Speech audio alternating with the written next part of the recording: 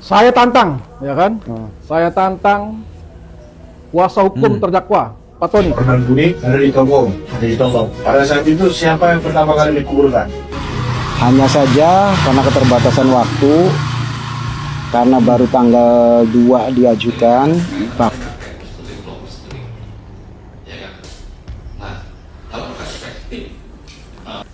Mengapa dalam perkara ini terus muncul pelaku alternatif, isu hutang, kartu BPJS, hingga kemungkinan lain? Pas Evan diamankan kepolisian, si Ririn itu sempat WA beberapa temannya kan. Ririn, jujur sudah Ririn, cukup lama sudah kasus ini. Akuilah bahwa kamu itu pelakunya. Begitu sebetulnya ya. Assalamualaikum warahmatullahi wabarakatuh. Bagaimana kabarnya? Semoga baik-baik saja ya. Salah satu yang membuat kasus di Pauman ini semakin panjang episodenya, semakin ribet, semakin riuh begitu sebetulnya. Salah satu penyebabnya adalah karena sering berubahnya keterangan dari para saksi maupun para pelaku di begitu sebetulnya. Kadang-kadang dia di mana, mohon maaf, ditemukannya di mana begitu, terus sidik jari yang kadang-kadang ada, kadang-kadang tidak ada sebetulnya. Ini yang sebenarnya membuat sekarang netizen terpecah sebetulnya. Ada yang menyuruh memang sudah memutuskan bahwa pelakunya adalah Ririn, ada juga yang menyampaikan bahwa tunggu dulu, jangan-jangan Ririn sebagai korban dan sebagainya ya. Tapi ini menarik sebetulnya kita reaksi. Kita akan mendengar pendapat para ahli terkait dengan ini sebetulnya yang kemarin dihadirkan, dan ini mungkin luput dari pengamatan kita. Tapi seperti biasa sebelum kita mulai, kita absen dulu sebetulnya ya. Ini videonya sudah sampai mana. Jadi menarik sebetulnya kita reaksi bagaimana videonya. Ini dia. Selamat menonton, jangan lupa like, komen, dan skip. Saya tantang, ya kan? Saya tantang kuasa hukum terdakwa, Pak Tony. Ya. Ya kan? Ketika salah tangkap, silakan dibuktikan di pengadilan. Saya biasanya lembaga bantuan hukum ini menanganinya adalah pelaku. Mungkin Pak Robi tahu lah ya. Tetapi kali ini saya karena hati terketuk kepedulian, ya kan? Dan di situ ada bayi. Akhirnya saya sangat miris sekali, makanya saya empati, peduli, dan mau menjadi kuasa hukum daripada korban. Ini murni, tidak ada politik dan tidak ada money. Artinya saya pure tidak dibayar, ya, saya gratis, karena inilah saya saatnya membela orang-orang yang tertindas kan begitu. Bagaimana tanggapan Anda terhadap klaim atau dugaan salah tangkap yang disampaikan oleh kuasa hukum terdakwa? Ini kan sebetulnya tanggapan yang biasa-biasa saja. Tetapi saya sendiri meyakini kan gitu, bahwa kepolisian sudah sesuai prosedur. Dan Kepolisian Republik Indonesia diatur dalam Undang-Undang 2002 tentang Kepolisian nomor 2. Artinya ketika penangkapan sudah ada mekanismenya. Ketika kuasa hukum terdakwa mengklaim tadi bahwa ini salah tangkap, saya tantang, ya kan? Saya tantang kuasa hukum terdakwa, Pak Tony. Ya. Ya kan? Ketika salah tangkap, silakan dibuktikan di pengadilan. Terangan Prio juga sebetulnya waktu ditanya kemarin itu kan berbeda dengan saksi yang pertama menemukan di tempat kejadian sebetulnya ya. Kalau kita runut siapa-siapa yang didahului Prio, mohon maaf, dalam pemakaman itu, namun pada kenyataannya keterangan dari warga di situ yang mengangkat, mohon maaf, mayat itu juga berbeda dengan keterangannya Prio sebetulnya. Korban kuning.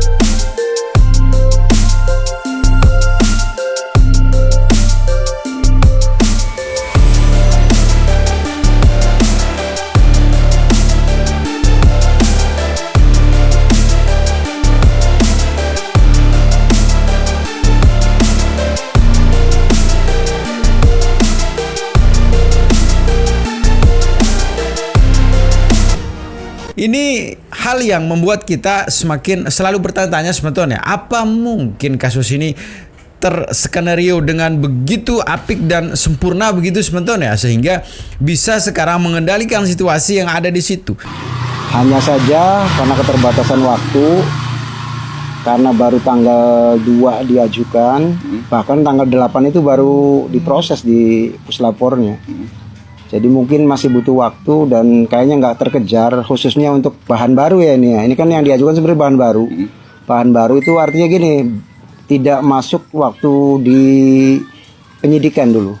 Baru setelah ada pengakuan Prio, setelah di persidangan bahwa ada 2 TKP, kemudian tim Inavis turun untuk mengambil sampel DNA dan pengambilan CCTV di bengkel, termasuk di bengkel, itu namanya bahan baru. Nah, bahan baru ini baru diajukan.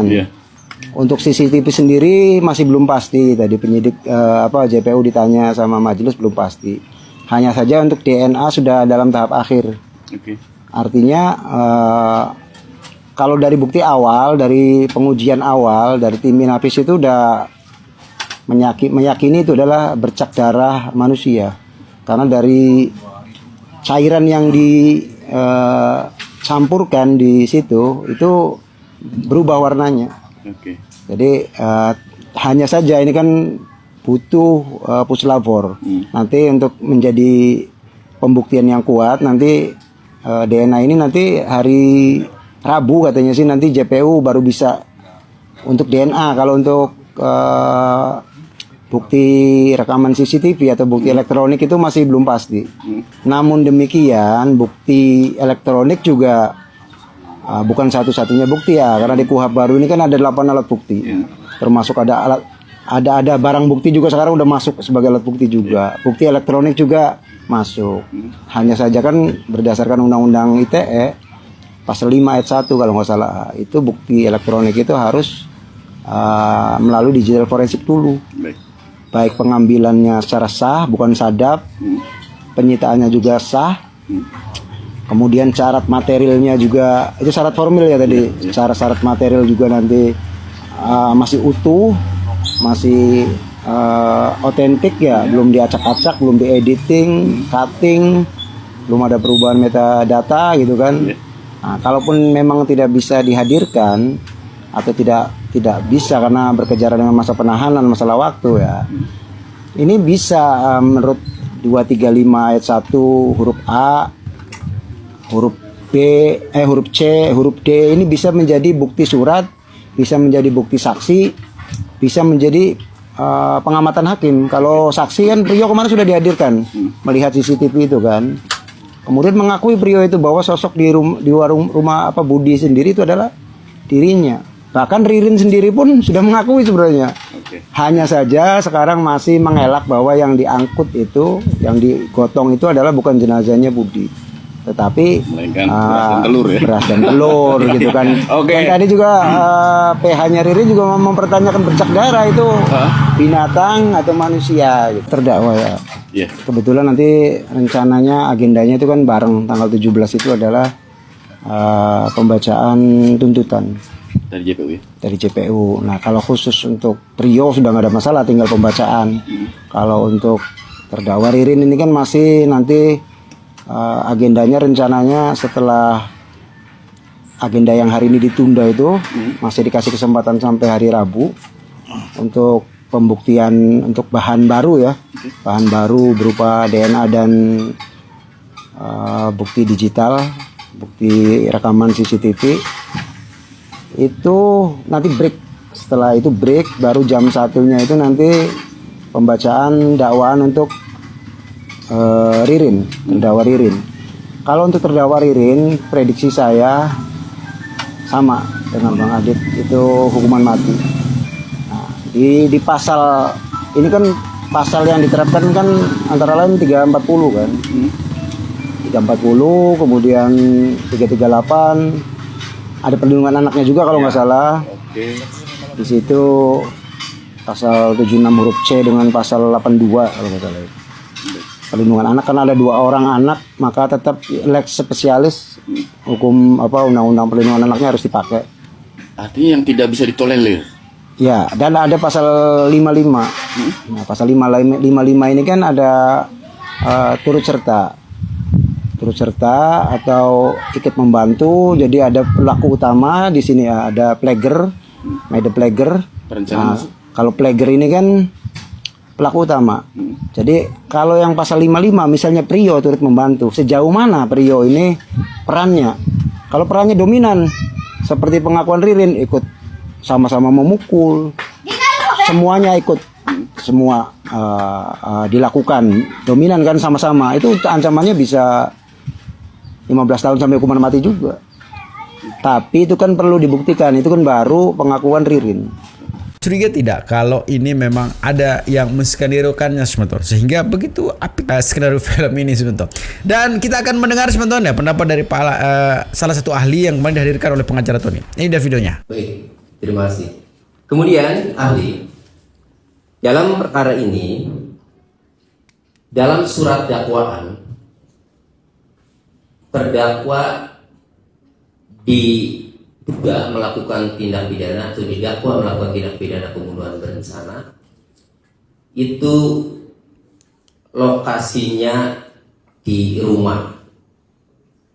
Sementara ada saksi dari Prio Bagustiawan berkas terpisah merubah keterangannya.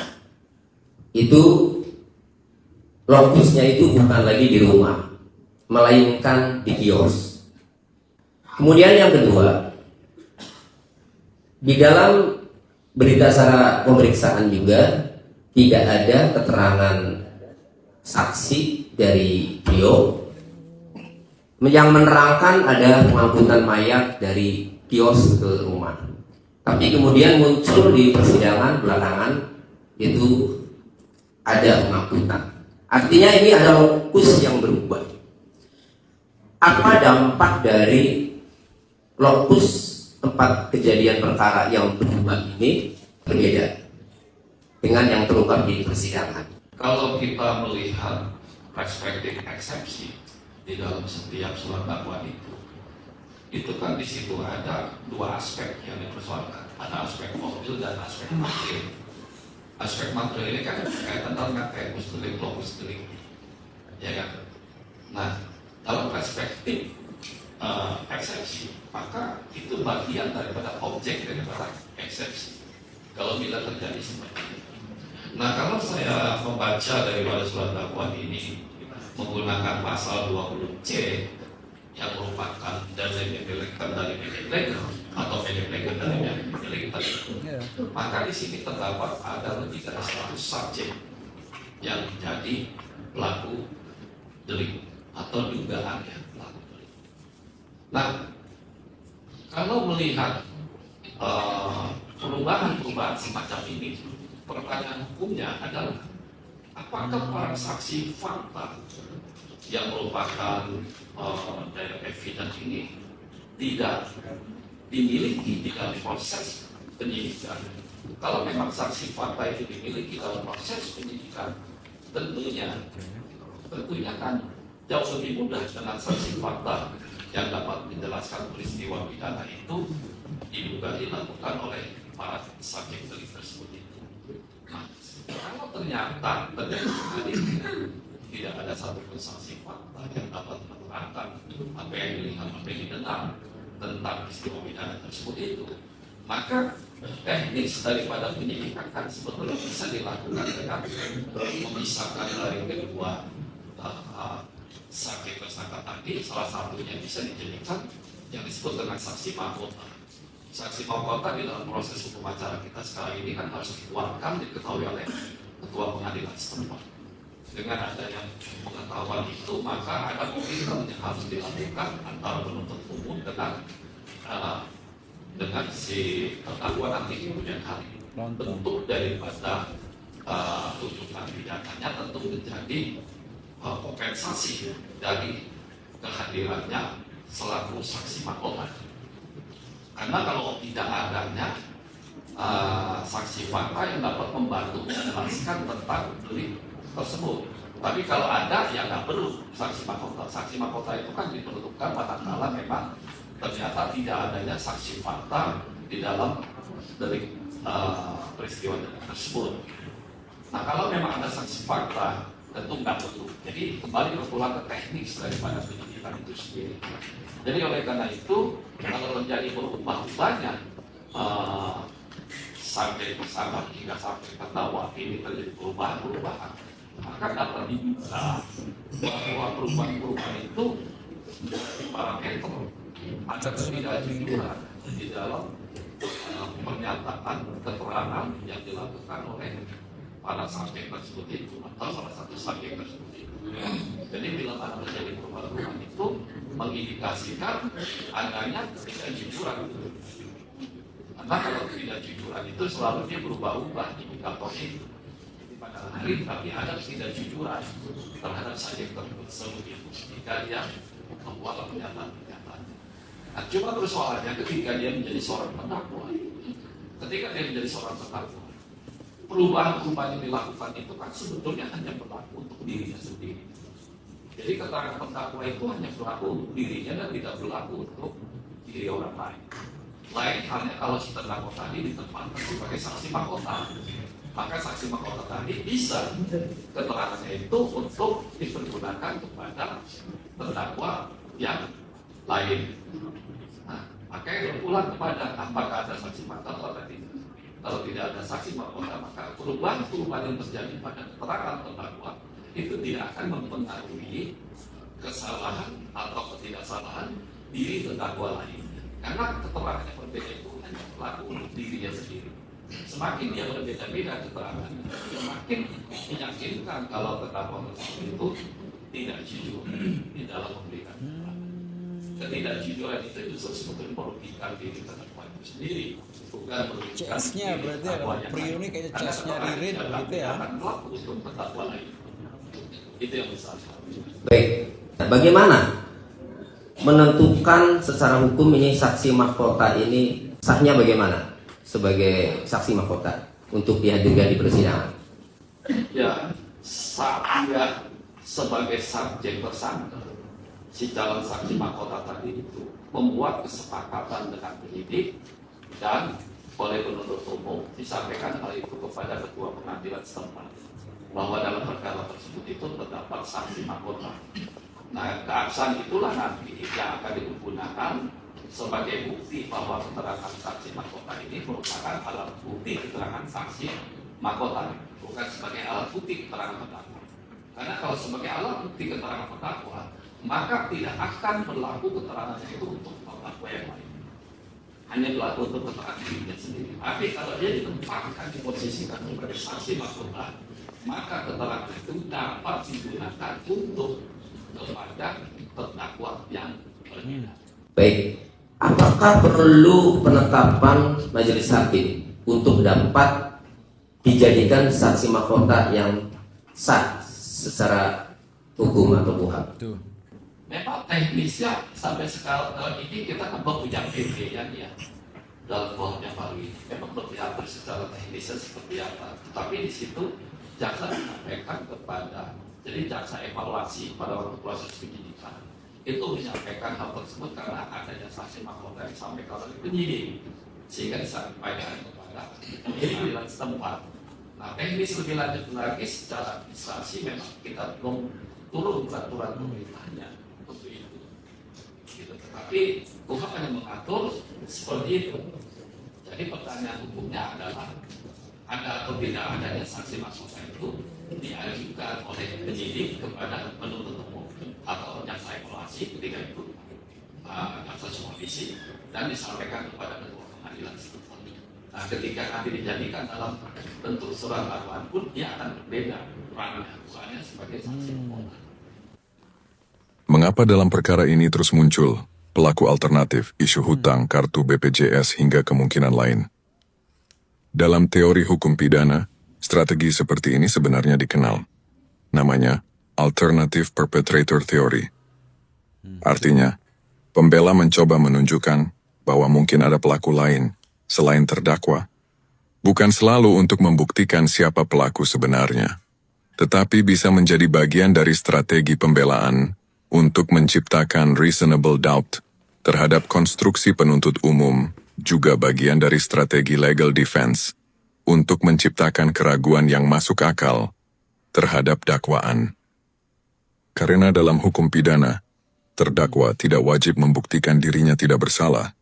Justru penuntut umumlah yang wajib membuktikan kesalahan terdakwa tanpa menyisakan keraguan yang logis. Dan mungkin di titik inilah publik mulai memahami mengapa isu pelaku lain hutang identitas hingga berbagai kemungkinan baru terus dimunculkan. Karena ketika terlalu banyak kemungkinan dilempar, maka fokus utama perkara perlahan bisa bergeser. Karenanya, dari banyak isu baru yang dilempar, penyidik dan penuntut umum tidak selalu harus seketika merespon setiap narasi yang berkembang di ruang publik.